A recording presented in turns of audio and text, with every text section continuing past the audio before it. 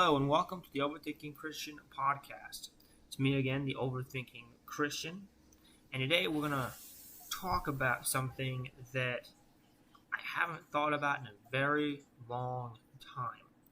This subject is one that that came to me recently through YouTube.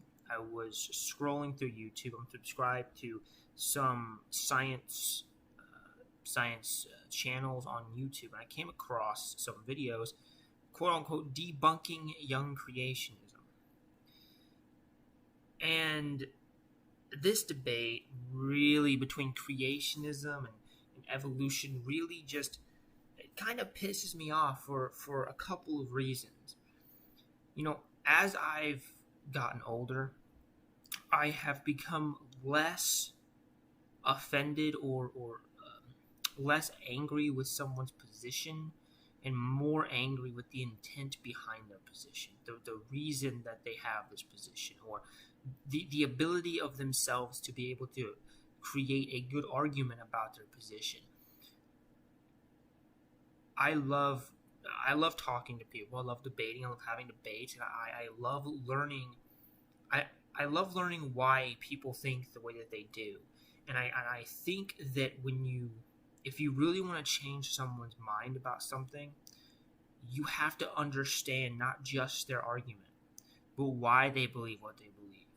And this is something that people don't know how to take in our society. It's happened to me where I've lost friends because I have pointed out the fact that the reason behind their animosity, the reason behind their passion about this subject, or the motivation behind it is wrong, in my opinion. Where I see prideful, arrogant people who cannot believe that there's another viewpoint on this subject. This is none more emblematic than Trump. People who support Trump, people who don't. I mean, it's either you love or hate the guy. There is no in between. There is no nuance. There is no love between people. And I have lost friends because I pointed out how sickening I think it is when people post things on social media, or they say things like, "I would never be friends with a Trump supporter," or "I hate Trump supporters. Get off my page if you're a Trump supporter." And this does not help anybody. This is just divisive, I'm going to say it, bullshit that is only meant to divide people and only meant to bring about division. And I absolutely abhor it. I think it is sickening to see people do this. And this is the same thing that happens within this debate. You have young creationists, so prideful, so arrogant, who don't understand evolution, who don't understand the actual what evolution says, who basically manipulate people. What they do is a lot of them, they take a very complex scientific theory like evolution, and they break it down to a simple form that they themselves understand, because they don't understand evolution as a whole. So they take it and they put it into a simple form they can understand, and they put it into a more simple form that people can understand, that ignorant people, and ignorant means not to know, ignorant people who will look at this and say, well, yeah, that's so stupid. What he is saying, that's not plausible. That's just dumb. And if you look at evolution through that lens, yeah, you're going to see it as a dumb theory. One of the best ways I see this is when young creationists say that, well, how could we have come from a rock? That's just dumb. Well, when you think about it like that, but I mean, when you think about, how should I put this? When you then stop and think about how microevolution works, as in the different kinds of species, you have different types of dogs, you have different types of cats, you have different types of animals, right? When you begin to think about that, you see the branches of the tree, right? And we go back and we say, it's a microorganism, and then it evolved this way to the left, and then this one evolved this way to the right, and then it creates a whole different ecosystem together through evolution that creates the world that we see today. It's not just that we came from a rock. That is a very, very, very simplistic view of evolution that doesn't take into account first of all, the realities of what we see in the world. We see microevolution. What's to say there's a macroevolution, right? If things can become different types of animals, why couldn't God have used evolution too? Especially if you're a Christian, right? But here's what happens when you begin to talk about this.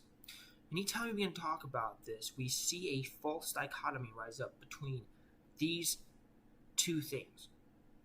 Basically, what I've seen in our society is that either you are an evolutionist and you are an atheist, or you are a creationist and you are a Christian, or you're religious.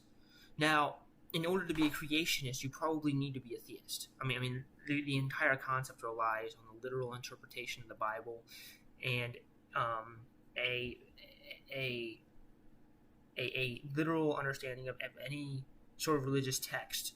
And so creationism relies upon that, and evolution does not. So, yes, in order to be a creationist, you must therefore be religious, or at the very least a theist. That only makes sense, okay? But evolution is not the same thing. When evolution first came out, when it was first discovered, or when it was first theorized by Darwin, Christians didn't have a problem with it. It was just a biological, scientific thing that Darwin discovered, and they said, oh wow, that's more knowledge, that is more understanding of how a God would create the universe that we are contained in. There was no animosity between each other. It was, yes, this is a biological thing, this is science has this is a theory about how we came into being. That's cool. That's awesome. That means that we have more of an understanding of how God did this. Wow, that's cool. Christians did not have a problem with this until young creationists came about and began to take a literal interpretation of Scripture and began to push back against this narrative. Not only that, Darwin wasn't even the one who came up with the concept of survival of the fittest, but we think that he did. There's a lot of misconceptions. Here's my point. And I'm going to illustrate this because I grew up in a household. I've talked about this mostly with my grandparents, mostly with my grandmother, who led me to Christ, who sort of brainwashed me in a lot of ways, but who led me to Christ. I got to give that credit, because I wouldn't be here today if it wasn't for her. But she was and is a sort of fundamentalist Christian. She kind of takes the Bible literally. She doesn't. There's no room for nuance. It's all black and white. The Bible says this, so it must be so, without taking into account historical, cultural context. Everything she hears from a pastor is 100% true. She doesn't research or do her own biblical studies. She just takes whatever the pastor says and believes it instantaneously. That's why I'm blessed to go to a church where I hear the word of God and they say, hey, go home and read this for yourself. Test it to be true. See if it's true. Because I don't want you to take my word for it. I want you to take the Bible's word for it. And so I grew up in this sort of fundamentalist environment. And I remember being given these DVDs about young creationism where I don't even remember what his name was, but he was a young creationist who did these lectures. And he had these DVDs, and I had them, and I watched all of them. And I thought it was fascinating, right? And, it was around the time that we started learning about evolution and in school. And I fell into this brainwash trap where, I thought I'm a Christian. I believe creationism. You who believe evolution, you must be an atheist. But that's just not the case, right? That's just not the case. Not all people who believe evolution are atheists. I mean, it's just a biological theory about how we came into being, and that's fine. You can be a Christian or you can not be. It doesn't say anything about who started this thing. It doesn't say anything about how this thing happened. I mean, you have the Big Bang Theory, right? Which is not arbitrary. People look at this, they go, well, you came from a dot, I came from nothing. Well, why not? What you talk about how great your God is, and then you want to go, and when they say we came from nothing, well, matter can't, what do Christians usually say about this? They say, well, nothing can't come, or something can't come from nothing. It's a basic principle of science. It's true, but we're talking about the beginning of the universe. Okay?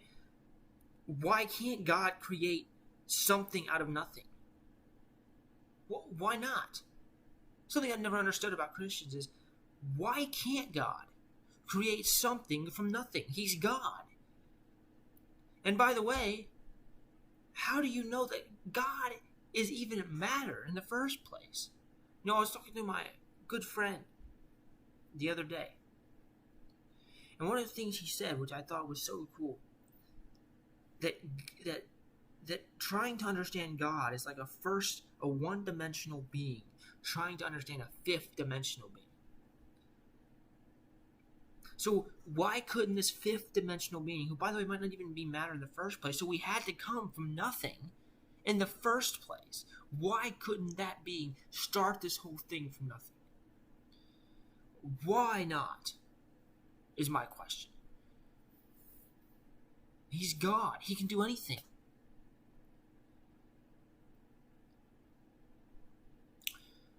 So, back to my story.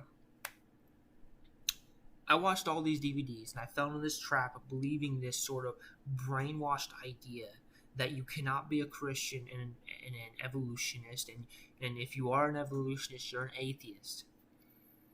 And this creates a false dichotomy that's dangerous.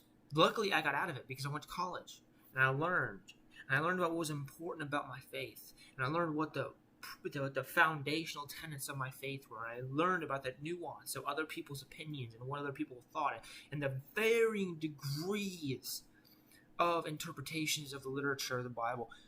And I realized that there's a lot more to this Christianity thing than I thought. It's not just a one belief system, but it is a belief based upon Yahweh. It's a belief system based upon the cross. It's based upon Jesus Christ giving his life, dying, resurrecting, being sent back to heaven with the Father, about the triune God. That is the tenets of our faith. Everything else is secondary. And so many people don't get that. They get wrapped up in the evolution debates and the creation debates, and they lose their minds with this stuff. They don't understand how you can be a Christian and an evolutionist, and they think that everybody who is that you have to be a creationist, if a young creationist, if you're a Christian. This is ludicrous. And I have grown so much in my thinking that this is why this pisses me off. It's not because it's just, to me, young creationist is just bad science. It's not just because I think it's wrong, but it's because it creates dangerous brainwashing for people. I was watching a video about a person on YouTube's deconversion story from Christianity to atheism. And this is something I've been thinking about a lot. Point this out real quick, and I might do an entire episode about this. But, my belief about once saved, always saved, if you don't know what that is, and in Christianity there's a doctrine that says, on one side you have the people who say that once you meet God, you can leave. You can choose to walk away from God. And there's the other side that says once you're saved, you are saved. And at first, to me, the second one, the latter one, seems dumb. It seems ignorant. It seems counter. It doesn't seem to line up with my idea of free will. But as I experience this reality, and as I begin to experience Yahweh, His presence in my life, I begin to see that grace that is so powerful that I can't leave. And then I begin to think, these people who leave the faith, are they really Christians? Were they really Christians? Did they really experience Yahweh? Because if they did, I don't see how they could leave. I don't understand that. And I have made the philosophical arguments and theological arguments for why I think once saved, always saved is wrong. But when I experience Yahweh, when I experience His presence in my life, I can't come to that conclusion based upon the reality that I've seen. I can't. I cannot understand how somebody who has experienced the radical love and grace of Yahweh, His presence, His undeniable presence in your life, could ever leave that place. I don't genuinely understand this at all. It is something that does not make sense experientially. Because I used to think, yeah, if you want to, you can leave Yahweh. And you know what? That kind of makes sense from a objective sort of philosophical view of what free will is and who Yahweh is and our sort of objective philosophical way of viewing this topic. But when you begin to step that aside and you begin to experience Yahweh and you begin to go into dimensions with Yahweh that are unprecedented, that you've never experienced before, you begin to realize that grace is pretty powerful, that the Calvinists would call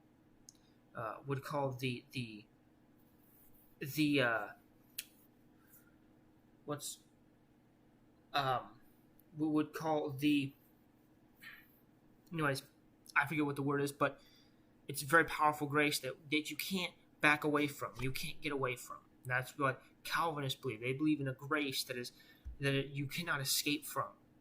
And the other side, the Arminians, believe that it is a grace that you can leave. And I don't know.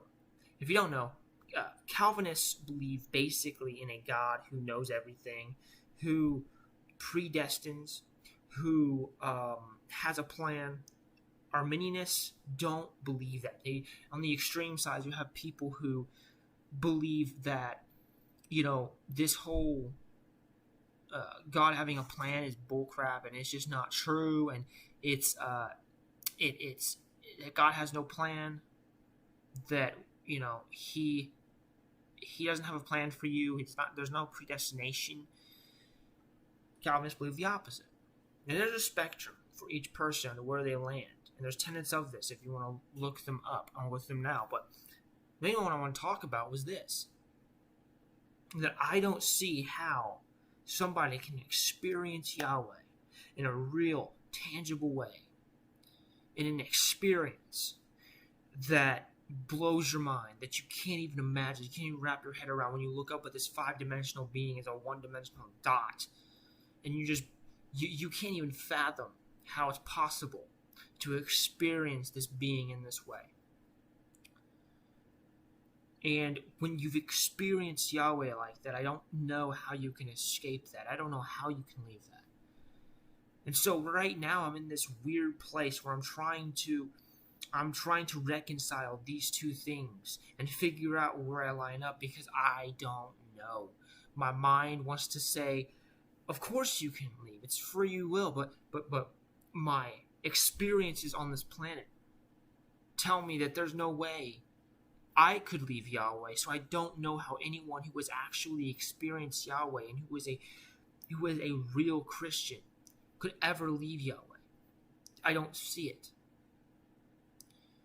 There's another tangent I just went on, but I was watching this dude on YouTube, and he was talking about his deconversion a little bit.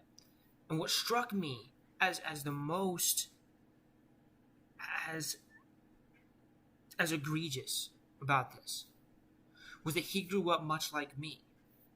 He grew up with the DVDs about young creationists, and he went to college, and he began to deconstruct.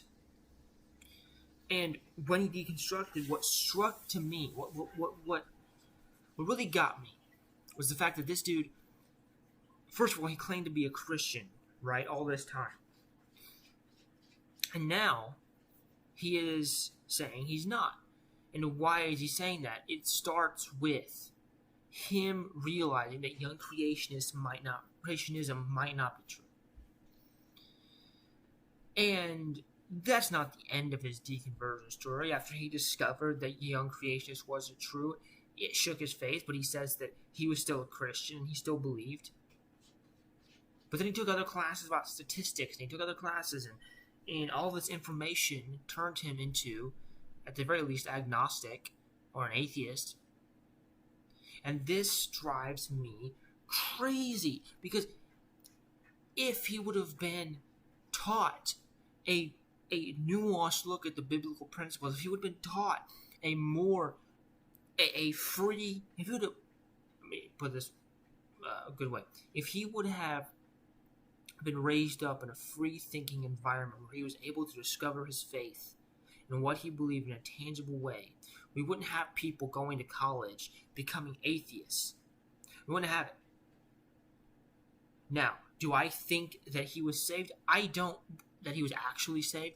I don't know. I don't know. I don't know if he experienced Yahweh the way that I have. Because if you experience Yahweh the way that I have, I don't know how you can turn from Yahweh. I don't see that being a possibility. But again, I'm still conflicted about these two. So I don't know.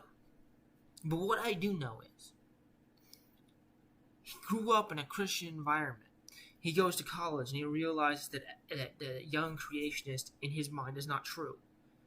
So then he realizes other things that he thought, presuppositions he had. But you know what? If he would have been able to discover his faith in a more free-thinking environment, we wouldn't have people hating Christianity who go and say, I'm done with this. And by the way, this guy, he's a really cool dude. He loves civil discourse, and he loves to be challenged, and he loves he does not have an animosity toward theists, even though he has seen the horribleness of both sides. He doesn't have animosity toward the other side, toward theists, and that's really admirable. I will point that out. All I'm saying is, the beginning of your deconversion should not start with the fact that you are shaken in your faith because you realize that that what you think about how the earth was started, your young creationist view was challenged, and you believe in evolution. That should not be the foundation of your deconversion story. It shouldn't even be anywhere near the start of your deconversion story. It should not even be up there. And it's sad that there are people who grow up like this. And it's not him. But I've heard stories of other people. They go to college, they believe in evolution, and then all of a sudden they're atheists. And that's unbelievably sad to me.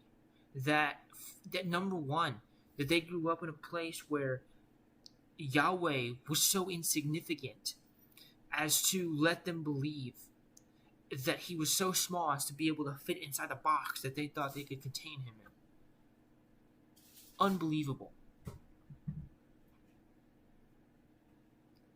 This debate, I've seen the debates with both sides of this, and I think both sides are arrogant, both sides are prideful, both sides aren't listening, and it's ridiculous. And, I've watched on YouTube, I've seen, I mentioned before, Kent Hovind. He has a YouTube page on YouTube, and he has a science museum, and he's a young creationist,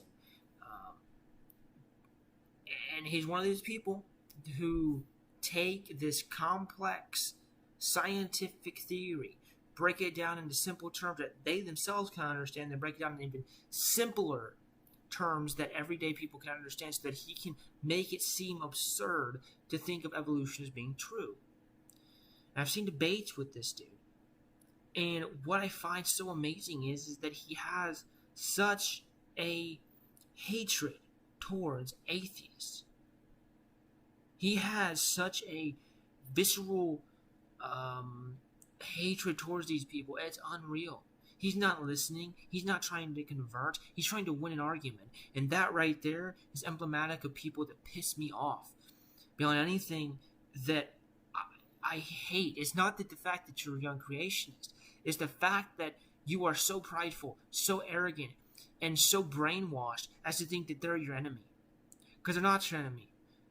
You know, I was on Facebook. I've been on Facebook. I've seen people post controversial things, and then in the comments, as people bring on hate for what they've said, they get angry, and they don't change anybody's mind. They just kind of get angry and say, "Oh, I'm done with this. I'm done with this whole argument. It's all arguing here." If you're going to post something, if you're going to say something controversial, be ready for the hate. Be ready to back it up. And don't you dare back down from what you were saying, because you had enough nerve to post it. You should have enough nerve to back up your claim and be ready to defend it.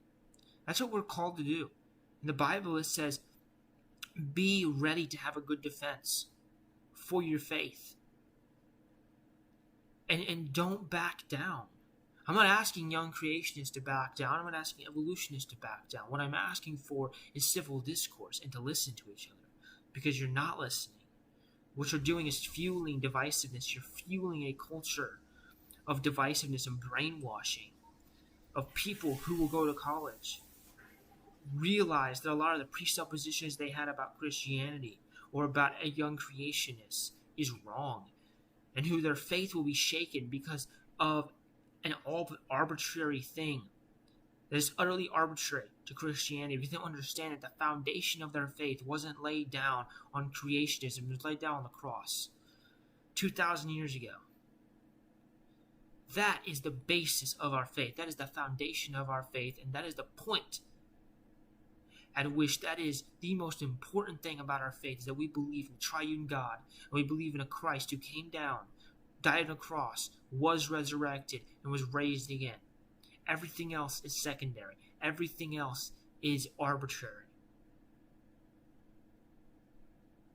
We have people that are losing their faith over a belief in a creation story that they don't believe anymore. Their faith is being shaken because they're being brainwashed by Christians, parents who believe that the only way that their kid is going to grow up in the faith is if they teach them exactly what they believe. They don't allow them to ask questions. They don't allow them to find their own way. No, they want to control and brainwash their kids into a theology that they themselves believe. And look, I know parenting is hard, and I'm not one to tell you how to parent your child. But having grown up in a brainwashed environment, and thanking God that I came out of it alive, that I came out of it with a faith that is real, and a faith that is not built on brainwashed theology, brainwashed Christianity, but on a Christianity that I have experienced, that I have seen, and that I believe wholeheartedly. I thank God for that, because there are people who that doesn't happen to. I'm glad that I went to a school where I learned about the foundation of Christianity, and I was able to learn from varying different types of professors. I had professors who were pacifists. I had professors who voted for Trump. I had professors who voted for Hillary. I had professors who had a literal interpretation about. I had all sorts of different professors in college who taught me the nuance of Christianity and taught me how to think critically about what I believe. And I've deconstructed my way into a theology that is rich and solid, that is flowing with dynamics, that is flowing with was something that I wholeheartedly believe. My theology is not simple, it is not simplistic. It is varying degrees of different ways of thinking about things. For instance, I am a charismatic Christian. I grew up Pentecostal. I still believe in praying in tongues. I still believe in speaking in tongues. I do believe in a church that should be on fire, and I believe in a God that that shows himself today in a very tangible way. I've seen it. But I don't take a literal interpretation of Revelation. I don't believe that there's necessarily a second coming of Christ that is going to happen where a secret second coming of Christ where people are going to be raptured and all this stuff. I don't believe in an interpretation of Revelation that says that these things, the apocalyptic things that are going to happen, are necessarily going to happen. I believe that Revelation is a warning. I believe there's a warning about what can happen if we go down a wrong path. And I also have a different view of hell. I believe that hell, and we might talk about this in another podcast, I believe in the annihilationist view of hell, where I believe that if you are not a Christian, hell is not a place. It's a final destination. There is eternal life, and there is not eternal life. And if you are not a Christian, you're not going to hell. Hell is your final destination. It's where your soul is utterly destroyed in the eternal fire and eternal damnation, where your soul is completely and utterly destroyed, where you no longer exist. And that is truly terrifying to me. This is not a faith that I have built that is built upon brainwashed ideas. This is a faith I have thought about, and I have come to my own conclusions based upon things I have seen, heard, based upon my own experiences, and I have had to deconstruct my way into this thing. But for many who've been brainwashed at a very young age, their deconstruction becomes a deconversion in which they cannot escape, in which they end up becoming atheists because they have presuppositions about what Christianity is. They don't understand that the foundation of our faith is not laid down on the altar of creationism or evolution, but upon the altar of Jesus Christ, on the altar of Yahweh, on the altar of love and grace. That is our God, and that is the only thing that matters. And I hate this debate for that very reason, as both sides are prideful, arrogant, and not listening. The atheists and the evolutionists do not understand where the creationists are coming from. They're not willing to attack the right arguments. They're not willing to see exactly where creationists come from or why they believe what they believe. You have to, as a creationist, and I have seen this in debates with Kent Hovind, where the atheists are trying to go over his head, and they're saying things that Kent Hovind doesn't understand. They're saying things that they're not getting to the root problem. You have to ask yourself, why do these people believe what they believe? And you have to get to that root issue, and you have to address those root things. And people aren't doing that because it takes grace, it takes patience. It's something that is hard, but I've learned to do it. I'm on Facebook, and I'm going through, or I'm going on social media, and I see posts, and I don't care if you have an opinion. What do I care about? I care about the heart behind what you say. Why are you saying what you say? And I have called out people on social media for being divisive, for their messages being utterly divisive, utterly judgmental, utterly hypocritical, utterly just downright devastating to civil discourse and debate. I will call anybody out on that, because it's not about what you believe. It's not about which side you're on. It's about why you believe what you believe. And if evolutionists want to win this debate, they have to start getting to the root cause of the issue. They have to start getting through to the intentions. They have to start letting these people understand. They have to start attacking the reason behind why creationists believe what they believe.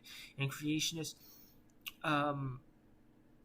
that's real easy for you, because there's a lot of atheists and evolutionists who are also atheists who have an animosity towards God, because they're just angry at God. So many atheists, this is something that I have found, so many atheists they're angry at God.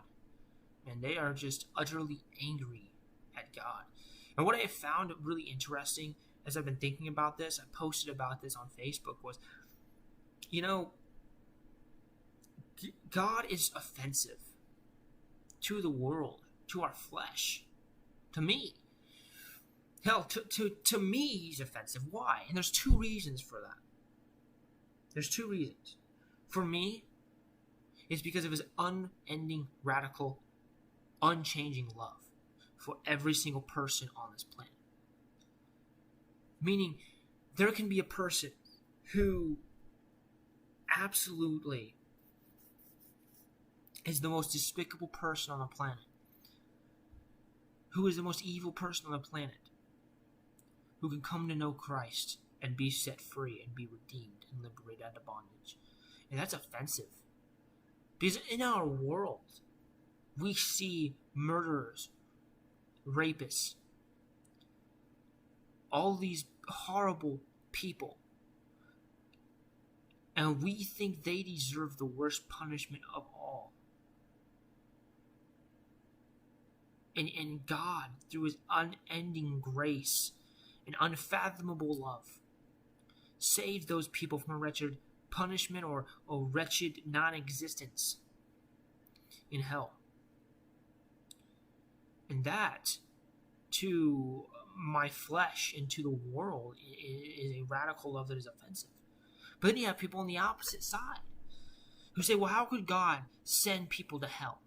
Now, what they really mean by this is not that how could God send anybody to hell, because what they're really attacking is this idea of what is good at the end of the day. They're asking, how could God send a good person to hell? People who doesn't believe in God, how could they send that person to hell? They're good people, right? Yeah, good by your standards. One of my favorite lines ever, told by a scientist, Neil deGrasse Tyson. I love this dude. Let me explain. I was watching a video of him giving a lecture, or he was doing a presentation or something, and I think it was a Catholic, had a question. I don't know what the question was, but his answer was profound. Oh my goodness, it was so profound. And you gotta listen to the words of what he's saying to really understand why it's profound. He said, you how do you put this? God cannot be all powerful and all good. But he added something at the end. He said, if we're talking about good in the sense of preserving human life, which is a very narrow view of what is good. Yeah, he's right. He's absolutely right. By our standards, God cannot be all powerful and all good. But God is a definition of good. He is where we get the idea of goodness from. He is where we get the idea of good from. All of the laws and things that we have in our land, all of the things that we look at as good, come from a good God. I love this quote from him, because in our finite minds, he's not all powerful and all good. But that's because we're, once again, a one-dimensional being looking up at a five-dimensional being and trying to understand this. We can't even begin to fathom how unbelievably complex and unbelievably good our God is. Because our idea of God is, like he said, preserving human life. But that's just a narrow view of what God is at the end of the day. And so when you attack the goodness of God, it's a moot point. Because God is good, whether you think that it's true or not. And so,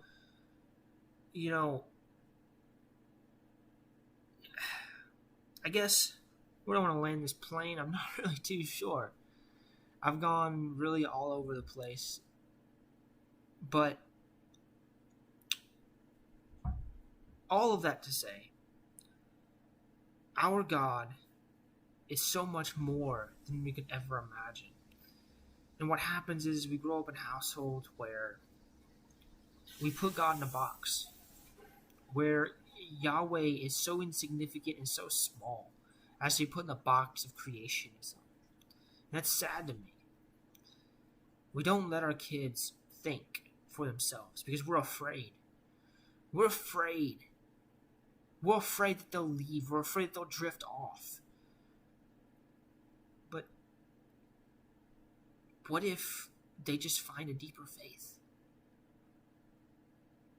All you doing by brainwashing, I'm talking about toxic parents. I'm not talking about you telling your kids what you believe. That's fine. But when you don't allow your kids to think for themselves, you take away their ability to experience Yahweh in a tangible and real way that could change their lives. And I got very blessed to go to a Christian university, to go to a diverse Christian university, and to experience things that literally changed my life.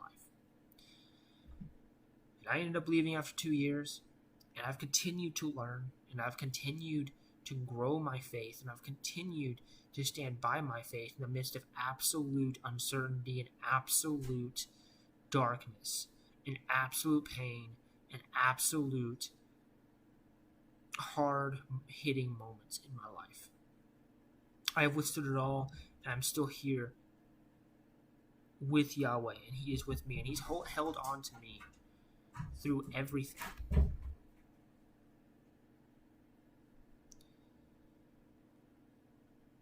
And I would not be here if it wasn't for Him holding on to me. So, yeah, I hate this debate. I hate this debate between creationism and evolution. It creates a very small God that I refuse to fit into a box. I refuse to make that small. I won't let it. And you shouldn't either. Your faith should be so much more than an evolutionist, creationist debate. That you got a tangible God that you've experienced, that you've seen, and that will not let go of you. So hey, if you enjoyed this, I will be doing hopefully some live streams on Twitch. I have a channel on there where I'll be playing video games and hopefully talking to you guys. Yeah. I don't know what to say. I hope that you have a great day, a great week, and I will see you soon. Peace.